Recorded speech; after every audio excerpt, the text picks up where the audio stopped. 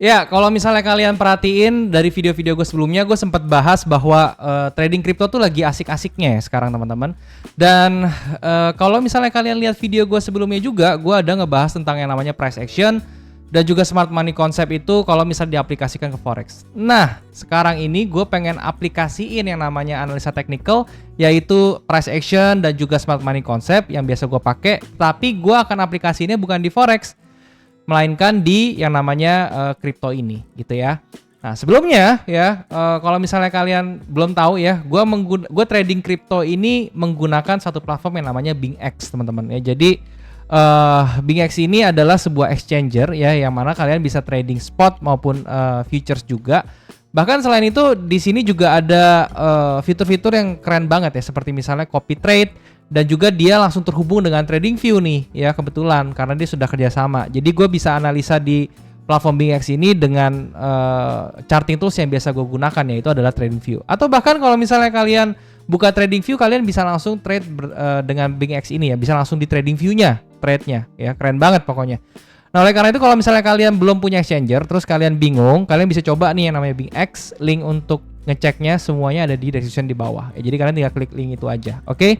Dan juga gue lagi ada satu grup kripto namanya TID Crypto. Di situ isinya itu adalah sebuah komunitas tentunya ya, untuk diskusi, untuk belajar buat teman-teman yang baru mau mulai trading kripto di futures tentunya gitu ya.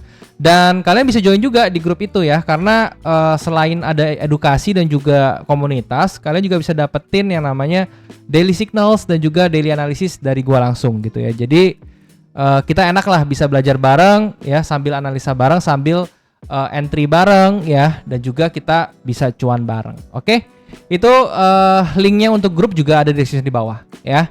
Nah langsung aja teman-teman ke isi dari video ini, yaitu gue pengen nge-share ke kalian gimana caranya untuk mengaplikasikan yang namanya price action ya di dalam trading si kripto ini gitu ya. Nah ini yang kalian lihat di layar ini gue pakai platform BingX yang langsung ya. Kalian bisa lihat di pojok sini ya, ini bingx.com, dan chartnya seperti ini ya. Kalau misalnya kalian sering pakai TradingView ya, ini pasti kalian akan familiar karena ini memang chartnya dari TradingView gitu ya. Jadi enak banget gitu. Dan ini bisa dikecilin. Nah ini platformnya seperti ini untuk trade-nya. Atau kalian kalau males ya pakai websitenya, kalian bisa langsung pakai TradingView-nya gitu ya. Kenapa? Karena pakai website ini harus pakai VPN ya. Oke, ini gue langsung aja ya menggunakan price action. Gue ambil contoh di sini pakai Ethereum US dollar, teman-teman, ETH USDT. Pertama yang mau gue highlight itu adalah penggunaan price action pertama gue itu adalah di daily-nya nih. Kalian perhatiin ya. Nah di daily ini kalian bisa lihat ada satu candle bullish besar seperti ini gitu ya. Dan ini kalau di price action namanya impulsive candle teman-teman ya, yaitu adalah keadaan di mana satu pergerakan harga yang sangat masif terjadi di satu kurun waktu tertentu ya. Dalam hal ini di daily candle ya. Jadi di dalam satu hari itu pergerakan harganya sangat masif. Nah terus di sini kalau misalnya kalian belajar tentang smart money concept dan price action, di mana ada impulsive candle besar ini, maka kalian bisa membagi midpointnya ya, atau nilai tengahnya atau pivotnya itu sebagai area tahanan ya. Makanya kalian bisa lihat di sini udah gue tulis ya teman-teman, midpoint tahanan big bullish candle di 3440. Berarti maksudnya adalah gue percaya bahwa dengan ilmu price action yang gue pelajari, area ini bisa bertindak sebagai reversal level atau reversal area gitu ya. Dan apa yang terjadi teman-teman ketika harganya melakukan koreksi ya, pertama dia meninggalkan area ini dulu kan, nah, terus kemudian dia kembali lagi melakukan koreksi. Setelah dia koreksi dan pas kena ke midpoint ini, dia melakukan reject teman-teman ya. Kalian bisa lihat sendiri nih, ini harganya itu per hari ini ya teman-teman ya. Jadi kalau dari video ini diupload itu berarti kemarin, harga kemarin di tanggal 12 Juni 2024 ya. Jadi ini masih fresh banget teman-teman ya. Kalian bisa lihat dia turun, kemudian ada CPI news, dia kemudian rebound. Ya ini hal ini membuktikan juga ya bahwa Dow teori itu benar ya, bahwa si price ini di dalam market ini kalau misalnya sudah terbentuk ini bisa merepresentasikan apapun yang akan terjadi di market, include yang namanya news ya. Jadi kita bisa meraba-raba lah ibaratnya harga itu mau ngapain dan news yang akan keluar tuh seperti apa gitu ya. Jadi itu untuk yang price action pertama yang gue pelajari di situ, itu bisa digunakan ya. Dan sekarang kita turun ke time frame yang lebih kecil di M15.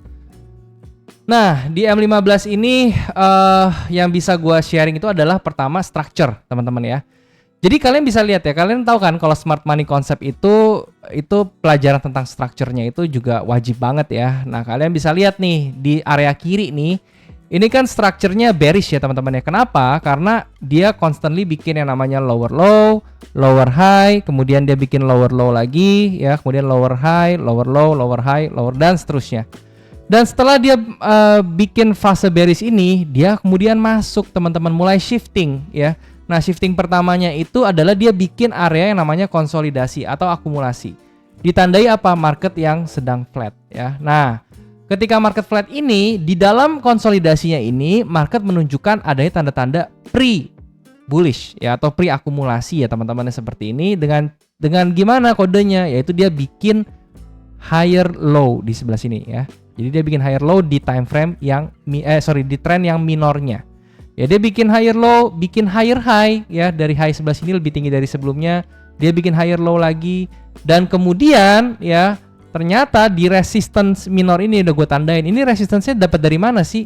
Resistance ini adalah area konsolidasi yang sebelah sini ya. Jadi kalau misalnya kalian lihat di sini ada area konsolidasi ya, area supply kita bisa bilangnya ya.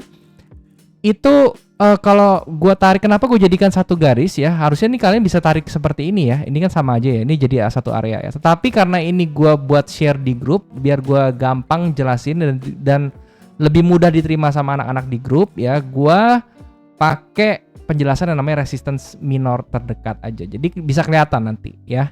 Nah, terus teman-teman ya, nggak sampai situ doang. Jadi ini resistance juga bagian dari analisa technical yang which is itu klasik ya, klasik technical analysis. Dan ini bisa juga digunakan ya. Dan kalian bisa lihat ketika ini ditembus teman-teman, ini ditembusnya atau di breaknya itu dengan 3 candle bullish ya, yang which is itu yang namanya inducement. Kalau misalnya kalian belajar smart money concept, ini namanya inducement. Dan pada saat inducement dia terjadi koreksi balik ke area blokernya ya. Setiap ada inducement maka area sebelum inducement terjadi itu bisa dijadikan sebuah blocker ya, atau kita bisa bilang order block ya. Nah, dia juga sangat respect ya dengan hal tersebut teman-teman ya. Kalau misalnya kalian lihat dia turun masuk ke area blockernya, kemudian dia bergerak naik secara masif atau secara kencang. Ya, ini walaupun pergerakan ke atasnya itu dipicu karena berita CPI juga ya, tapi lagi-lagi peran analisa teknikal ini juga sangat penting ya teman-teman.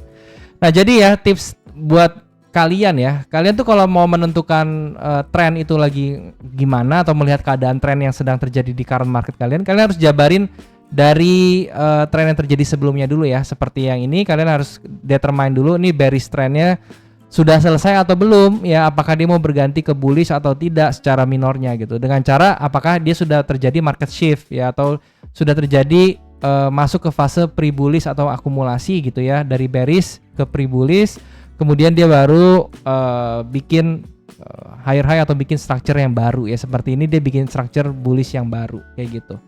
Nah, terus teman-teman kalian bisa lihat ya di sini di M15 dia tercipta lagi impulsive candle lagi teman-teman, impulsive candle lagi. Nah, jadi kalau ada impulsive candle ini lagi kalian tinggal bagi 2 lagi nih pivotnya. Nah, ini gue udah bagi 2, kira-kira dapatnya di 3590. Oleh karena itu kemungkinan ya Ethereum USD gue juga nggak tahu ya, karena ini marketnya belum terjadi ya. Jadi kemungkinan ketika dia kena ya, ketika dia melakukan koreksi lagi Ethereum ini ke 3590, maka harusnya sesuai dengan rumusan ini dia bisa ke atas gitu, bisa mantul lah ibaratnya kayak gitu ya. Nanti kita pantau bareng-bareng ya bisa atau enggak ya. Sebetulnya nggak mesti di tengah sini ya, semakin bawah areanya, ke bawah ini atau ke area discount namanya, itu makin bagus ya. Jadi resiko kita otomatis makin kecil. Kalau dia lebih turun lagi di 3570 misalnya, ya itu berarti resiko kita tuh cuman lebih kecil lagi atau berkurang gitu ya. Jadi itu lebih baik buat kita sebagai tradernya kayak gitu. Ya, itu untuk pergerakan impulsif ini ya, itu bisa kalian gunakan juga atau jadikan patokan juga. Nah, sekarang teman-teman ya ngomongin target ya, itu kita bisa ke H4 ya. Nah, ternyata di H4 ini kalau misalnya kalian lihat ya teman-teman ya, ternyata ada hal yang serupa. Ini ada impulsif ya teman-teman.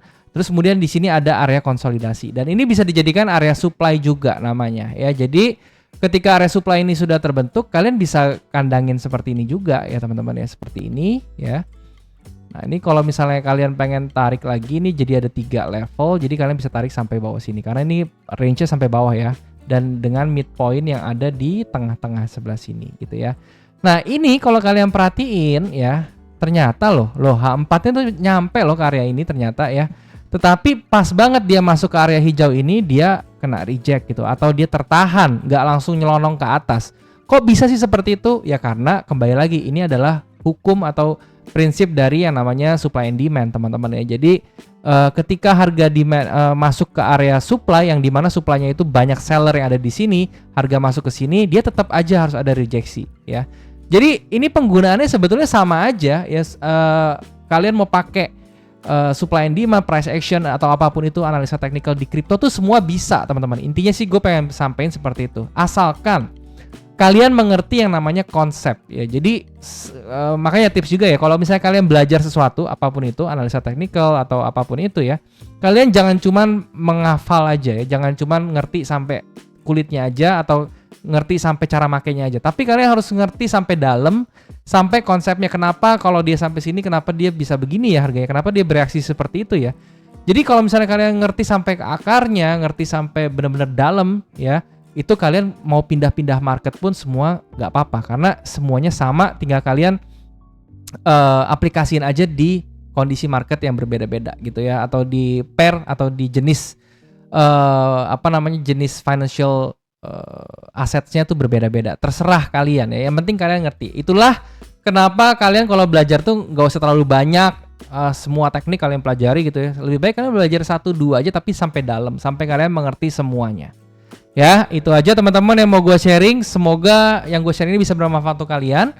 Dan kalau misalnya kalian suka video ini, kalian bisa like video ini. Kalau kalian suka banget, kalian bisa subscribe channel ini dan juga share ke teman-teman kalian yang lain yang kira-kira butuh video ini ya. Dan juga jangan lupa untuk join di grup yang tadi gue bilang supaya kita bisa berdiskusi bareng ya, dan kalian juga bisa belajar bareng dan kita bisa senang-senang bareng pokoknya di grup itu ya. Dan belajar tuh nggak mesti pusing loh ya, jadi belajar tuh bisa fun juga ya. Dan juga kalau misalnya kalian belum punya exchanger, sekali lagi kalian bisa coba cek si BingX ini, linknya semuanya untuk grup dan juga BingX ini ada di description di bawah, jadi kalian tinggal klik link itu aja. Jangan lupa untuk BingX ini pakai VPN ya kalau misalnya kalian nggak bisa buka. Jadi ya seperti itu ya. Thank you teman-teman yang sudah menyempatkan diri nonton video ini. Sampai jumpa di next video. Jangan lupa semua orang bisa cuan. Salam sukses. Bye.